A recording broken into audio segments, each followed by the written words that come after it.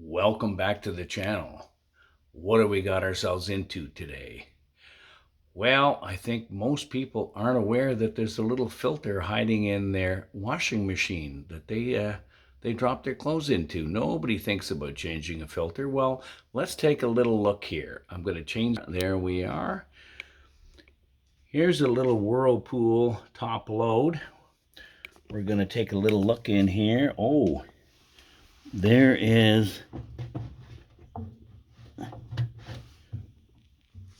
a little filter right here. It looks dirty. Let's come in here.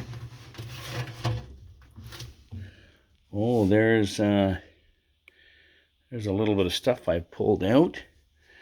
Let's just now see if we can open up. Oh, isn't that dirty? Look at the inside of that filter. I think somebody's forgotten to clean the filter on this baby. So we're basically going to drop this in a little bowl. Oh, I was going to pick it out, but it's actually hardened in there. Imagine that.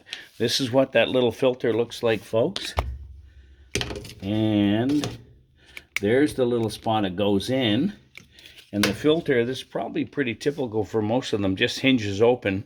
I'm going to have to actually probably soak this in some mild sudsy water, and then we'll be able to pick out that built-up lint that's in there, and then we'll be able to reinstall it. So after watching this, don't forget to take a quick look in your washer and show it some love.